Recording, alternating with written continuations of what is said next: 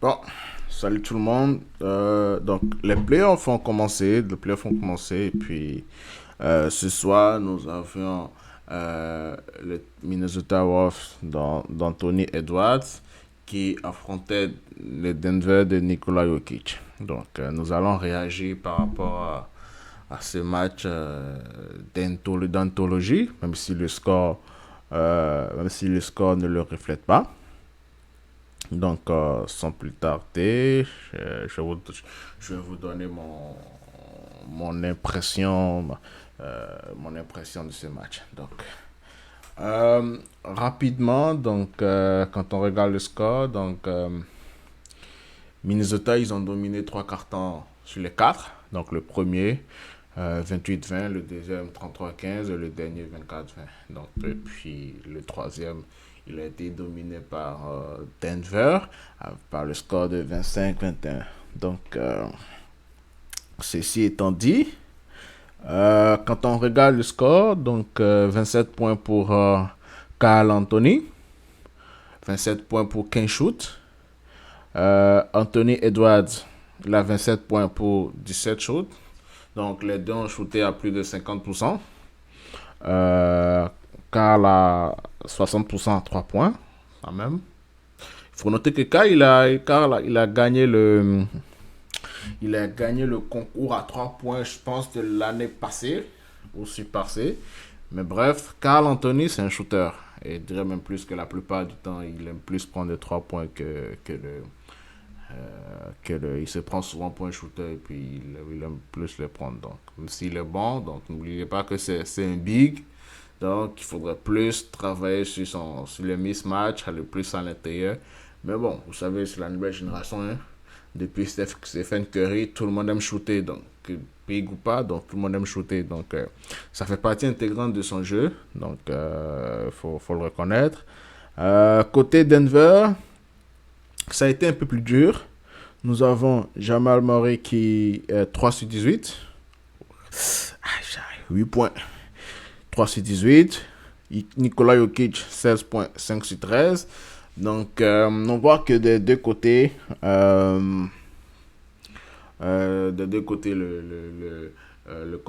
le contraste il est là. Minnesota, les stars ont shooté à plus de 50%. Et puis de l'autre côté, c'était quand même assez difficile. Donc, pour ceux qui n'ont pas suivi le match, je suis vraiment désolé, je suis triste pour vous. Parce que regarder le résumé du match ne vous fera pas vivre l'intensité du match. Ne vous fera pas vivre l'intensité du match. Si vous allez en ce moment sur Twitter, vous allez voir que ouf, c'est gâté, c'est gâté. Sur Twitter en ce moment, c'est gâté. Tout le monde est en train de louer la défense. La défense des Minnesota. Pour de vrai, ce match, ça a été une prison. Ça a été une prison. Vous voyez bien le score, les stats le reflètent. 3-6-18 sur Jamal Murray. Oh là là, c'était... Écoute, dès le début du match, l'intensité était présente. Tu as des joueurs comme Alexander, tu as des joueurs comme Nasrid. Nasrid qui d'ailleurs, il faisait une très belle défense face à Nikola Jokic. Une très belle défense. 1v1. Il a très bien su contenir Nikola Jokic. Il a eu quelques blocs sur vous savez, le hook shot de Nikola. Il a bloqué ça une ou deux fois. Donc, il a été très très bon des deux côtés. Donc, que ce soit en défense ou en attaque. Justement, en attaque, il a shooté 4 sur 8 aux 3 points. Euh, il a fait un match très très solide. Nous avons aussi Alexander qui a fait une très bonne défense. Lui, il a switché avec pas mal McDaniel. McDaniel qui a été, je pense que ça a été un peu tough sur lui. Je pense qu'il a été fall out, si je ne me trompe pas. Il a ici faute. Rapidement, deuxième, troisième carton, il était déjà à 4 ou 5 fautes. Donc, il a eu un match plus difficile. Mais c'est là que vous voyez la profondeur de cette équipe des Minnesota. Ils ont leur starting line-up. avec Jordan McDaniel, qui lui, il a une soirée compliquée.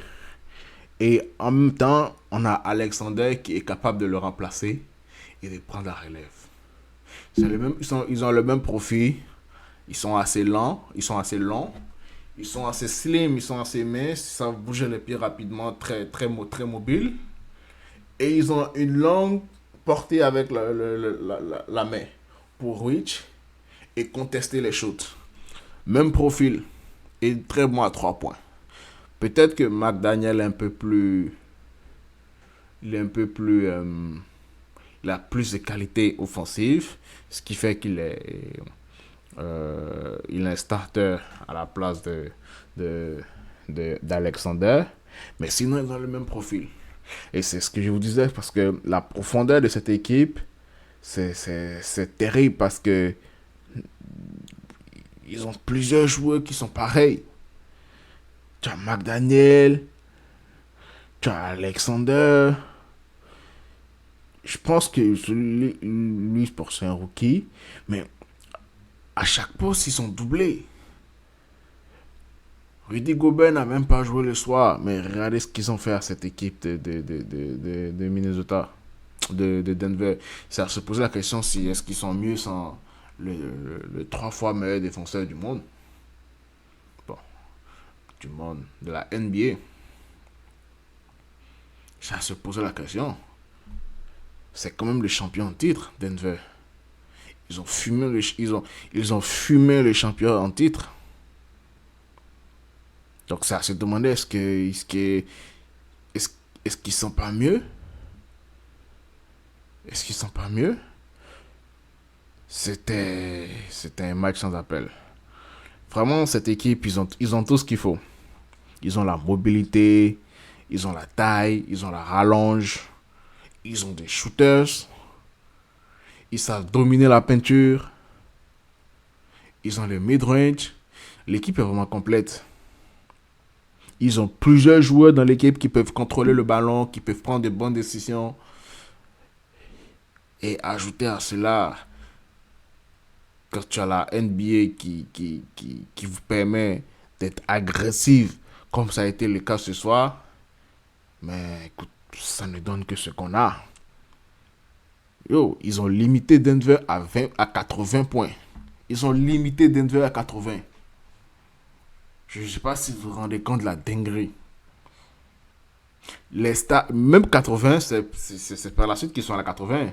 Parce que avant que les starters de Denver ne sortent, je pense qu'ils devaient être à 76. 76 ou dans les 70, entre 70 et 76 dans cette tranche-là. Sur, sur 4 cartons. Donc, vous imaginez la dinguerie de la défense. Vous imaginez la dinguerie de la défense. En ce moment, sur Twitter, c'est gâté. Sur Twitter, tout le monde parle de la prison. Tout le monde parle la prison défensive de Minnesota. Tout le monde est en train de louer la prison défensive de Minnesota. C'est fou. Je me rappelle quand ils ont fait le sweep, quand ils ont balayé quand ils ont balayé les Phoenix Suns de Kevin Durant, de Bradley Beal et de Devin Booker. Tout le monde se foutait. Tout le monde se foutait de Kevin Durant. Mais ce qui, ce qui est remarquable, c'est à discuter, c'est que depuis que KD a quitté Golden State, les équipes qui l'ont éliminé en playoff, soit elles sont championnes, soit elles sont en finale. 2021, c'est Milwaukee qui les a éliminés. Même si on sait tous que sans les blessures de Kyrie et de James Harden, Milwaukee n'allait jamais être champion. Ça reste qu'à la fin, ça fait partie du sport. Milwaukee les a éliminés et Milwaukee est champion. 2022, on se rappelle tous du sweep, du balayage de Boston. Euh, Ils sont allés en finale 2022 et Boston. Et ils ont perdu contre Golden State. 2023, l'année passée, c'est Denver qui les a battus. 4-2. Denver était champion. Et cette année, vraisemblablement, euh, Minnesota risque d'aller en finale encore. S'il continue comme ça, que la NBA continue d'accepter la physicalité telle qu'elle est, je ne vois pas comment Minnesota pourra pas aller en finale. Je ne vois vraiment pas. Certes, le match contre, parce que de l'autre côté, ils auront quoi? Ils auront Dallas ou soit OKC. L'un comme l'autre, je pense que les Wolves, ils ont l'avantage. Ils ont l'avantage face à ces deux équipes. En termes de puissance, en termes d'agilité, en termes... Moi, je vois le côté défensif. Parce que tout part de la défense. Ils ont beaucoup de joueurs qu'ils peuvent envoyer pour déranger Lucas, pour déranger Kyrie, pour déranger Shai, pour déranger Ludot, donc pour déranger Jalen Williams. Ils ont beaucoup de joueurs, ils ont beaucoup de gabarits qu'ils peuvent envoyer. Et surtout, ils ont un banc tellement phénoménal. Check. Nasri, Mike Conley, Montemoris. Il a très peu joué, mais il peut prendre feu rapidement. Hein? Nickel Alexander. Tout cela, c'est des 10 points faciles en sortie de banc. Vous savez, l'importance du banc dans une équipe, vous ne pouvez pas comprendre. C'est ça qui tue, c'est ça qui tue le Phoenix Suns. Phoenix Suns n'a pas de banc. Quand je vois la série de Denver face à cette défense d'enfer, face à cette intensité, je me demande comment Kevin Durant il a réussi à avoir une très belle série comme ça. Kevin Durant sur la série, c'est 27 points. C'est 27 points par match. 55% au shoot. 43% à 3 points. Et puis 80% au lancer franc. C'est assez demandé, mais comment il a eu 2 matchs à 30 points. 30 points et plus. À plus de 50% au shoot. C'est à se demander comment face à cette défense.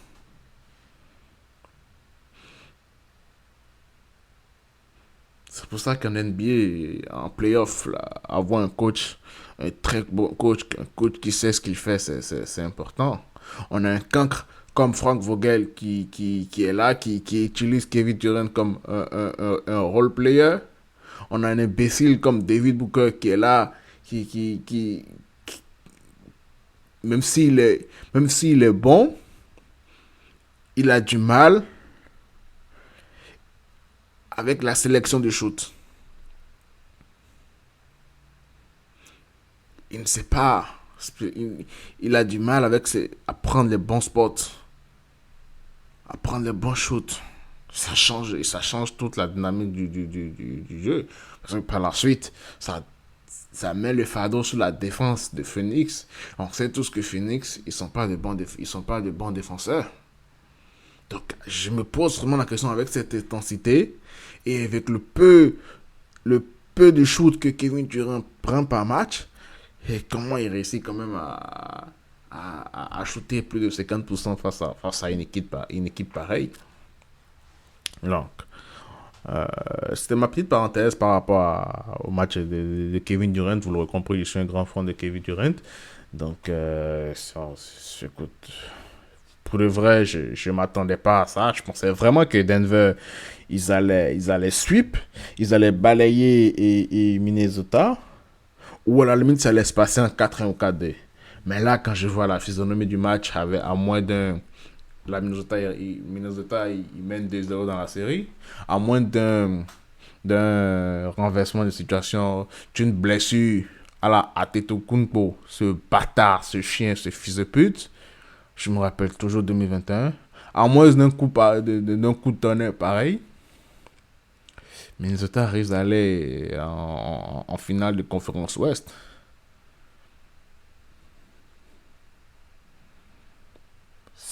Écoutez, on va voir vendredi prochain, je pense. Si je ne me trompe pas, le prochain match c'est vendredi. Mais ces playoffs nous réservent beaucoup de surprises. Pour le moment, en termes d'intensité, nous sommes vraiment servis. Il y a il y a quelques pourritures, il y a quelques actions, il y a quelques joueurs qui continuent tu sais, de finesse, de jouer avec les règles là, mais dans l'ensemble, c'est du très grand, on a de très bons matchs de playoffs. Les équipes sont sensiblement, les niveaux sensiblement égaux. Phoenix, même s'ils ont été swept, le score est serré. Le match de Denver avec les Lakers, ça a été serré. Mais si je suis Denver, je vais m'inquiéter. Parce que la première, le premier tour, là, la première série contre les Lakers, ça a montré beaucoup de lacunes, beaucoup de faiblesses. C'est un miracle. Je pense même que c'est un miracle ou une chance qu'ils ont déjà réussi à passer les Lakers. Parce que les Lakers ont mené beaucoup. Sur l'ensemble des matchs, les Lakers ont mené. Des trois pièces supplémentaires aux Lakers et se qualifiaient. Je pense les Lakers avec un LeBron de 3 ans plus jeune, il élimine ce Denver. Donc, dès le début des playoffs, on voit que c'était pas vraiment ça. Il semble qu'il manque quelque chose à Denver. Je sais pas quoi, mais il manque quelque chose. Murray n'est pas forcément au top de sa forme. Même s'il a marqué, même s'il a mis quelques points clutch. Mais c'est l'ensemble de la série, son pourcentage de shoot il n'est pas bon. Il a raté plein de shoots qu'il a l'habitude de mettre. Donc, les défenses a été mise à contribution. Nikola Jokic, il est en train de... euh, sa défense est en train d'être mise en avant. Ses points faibles. Donc, on va voir ce que la prochaine série va... Ce que le prochain match, ça va donner. Ils vont se rendre... Denver va se rendre à Minnesota. Ils vont se rendre à Minnesota. Donc, ça va être compliqué pour eux. Ça va être compliqué pour eux. Ça sent le sweep. Un autre balayage. Là, en ce moment, on a des équipes qui sont invaincues. Donc, Minnesota et puis OKC. Donc, Minnesota, les 2 prochains matchs sont chez eux. Donc, attention, Denver. Ça sent le balayage. Donc, écoutez. Bon, ce sera tout pour ce très très beau match que nous avons tous apprécié. Donc, je vous dis ciao, à la prochaine.